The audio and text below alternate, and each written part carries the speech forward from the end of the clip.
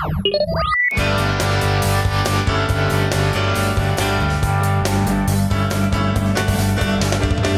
back to PAX Unplugged with more Dice Tower interviews. I'm here with Patrick from Leader Games, and this year, I guess, has been a big explosion for you from Gen Con a year ago to now. Yeah, it's been pretty crazy. I was one guy working a contract job and trying to publish a game at the same time. Now there's 5 of us in an office, and I don't have to do that anymore. So that's been pretty good. We're releasing a vast expansion, which we kickstarted last year, right around this time, with miniatures, or a second expansion with miniatures. That is about to ship. It's on the boat right now. And currently we're kickstarting Root, which is our asymmetric area control game. So speaking of asymmetric, obviously Vast, you came out with this whole asymmetric thing, and at the time no one was doing this, or very few people were, and you came up with this whole asymmetrical thing, and everyone loved this kind of mechanism that you came up with on it. Tell me how you thought about doing this. So actually David Somerville created Vast Crystal Caverns, and I designed the game for him, or I redesigned it for him, and then published that. So we'll give him full credit for doing that. And his genesis of it was he was designing a game with his daughter, and she was playing a hero, adventuring in a cave, and then he would just play the opposing force, which was the goblins.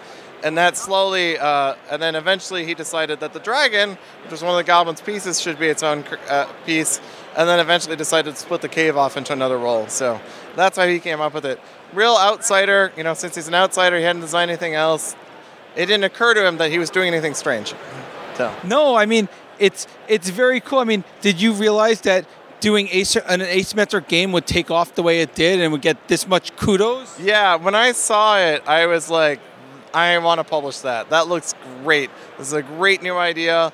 He was a graphic design person, so the way he presented it was really, really approachable and easy to read and easy to look at. So there wasn't any guessing. I knew exactly what he was going for and what he was working on. So yeah, I knew right away that something special was going on. So yeah, and I pitched it to him. I pitched publishing it to him, and he wanted to go with a larger publisher at first. So I helped him shop it around a little bit. And then he came back to me, and honestly, when he said, let's go, I almost had a heart attack. I was like, I go to sit down. My heart's beating so hard. No, I mean, we played it, and as you know, now I'm affectionately called The Cave because of this. Nice. So I'm the Goblin Whisperer. In my group, they don't let me play the Goblins anymore because I win with the Goblins too much. So they call me the Goblin Whisperer. I don't get to play the Goblins anymore. So you might have to play against my cave one day, and we'll see what happens. We'll see how that matches up. That'd be pretty exciting. I always play them during demos since they're a little bit extra to learn. So yeah. Yeah, it's very interesting. I mean, now there's a whole bunch of games coming out, not necessarily from you, but from other publishers that have this asymmetrical thing, and you kind of started a new branch on this, I feel. Yeah, which is exciting, and that was one of David's goals, I think, was to kind of do something like bring out something new. So yeah, so we're doing it again too. We have Root, and I would love to know what the other ones are because I haven't run into any of them. No, we've seen them around. So tell me about Root. It's another asymmetrical game. Yeah. So and maybe if you want to pan over the poster here for a moment, we have Root is an area control game. We decided to go back and not make the roles so crazy different. So movement and combat's the same for every role, and it is a cat. The Marquise de Cat has taken over the forest. Marquise de Cat, excuse me, it's a woman. Has taken over the forest, and she's playing kind of a construction area control game with the other players. So she's playing a little bit of a traditional war game and a builder. The Hawk player is returning to the woods to try and take over the woods back from the cats after the sudden invasion. And they're playing just a straight up kind of small world area control war game where they're just trying to grab as much territory as they can each turn. But they have decree, and they have to do certain things every turn. Otherwise, their people get mad at them and overthrow their own government, and they have to start the government over. So they have to they build up, they get to the point that they're unwieldy and they collapse, and they build up, and they keep doing that over and over until they get to the end of the game. The Alliance player, which is made up of mice, rabbits, and foxes, is running conspiracies to make an uprising among all the people in the forest to overthrow the other two.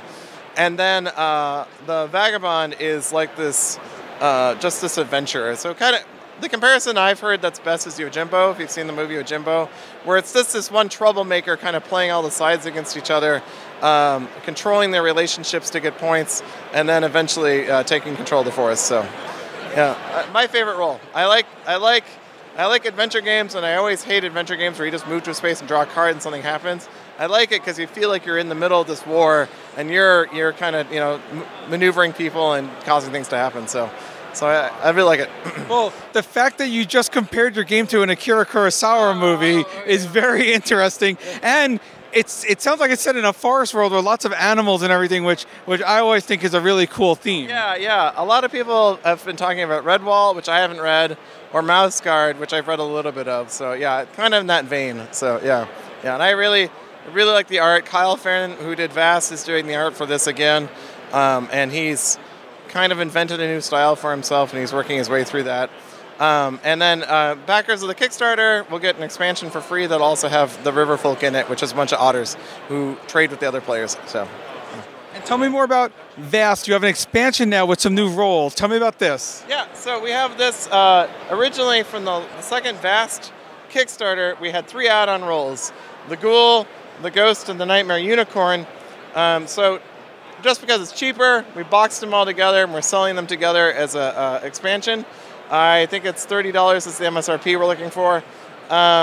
Each role can be played one of 2 ways. The Ghost can either replace the Cave player and become the Cave Ghost, or they can be played independently. The Ghost thing is that they control the other players, so they possess the other players and make them move around.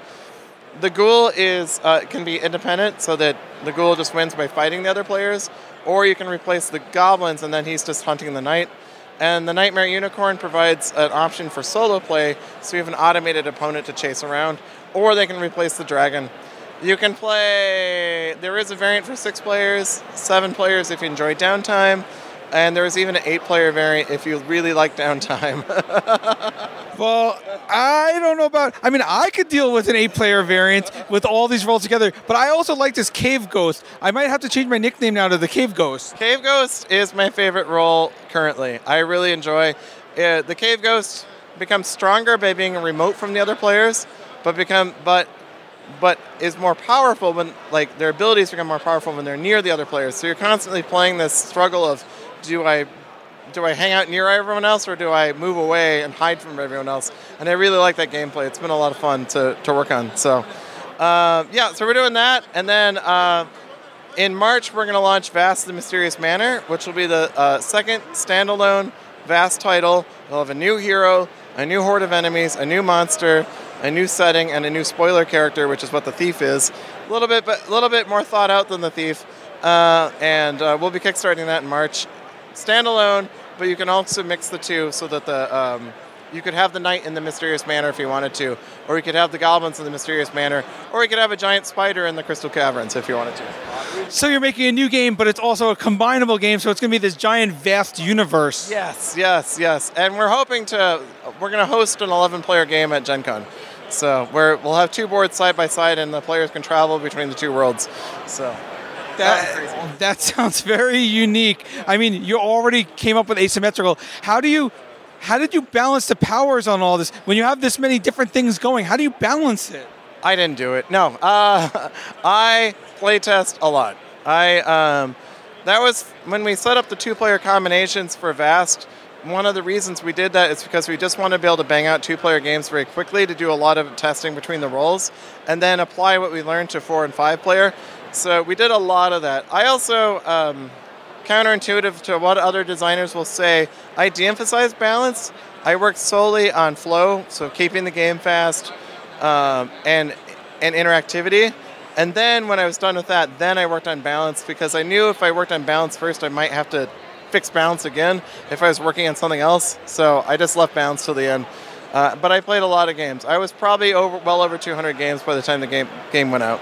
So. Well, it's very interesting to hear the thought process of how you balance such an asymmetrical game, and it's really every role is so different. Yeah, and it's way easier now. We're actually working on Vast 3 already, and what I do now is I took a set of Vast, and as I develop each role, I swap it. So the new hero from Vast 3 replaces the hero in Vast, and then I play games with that set.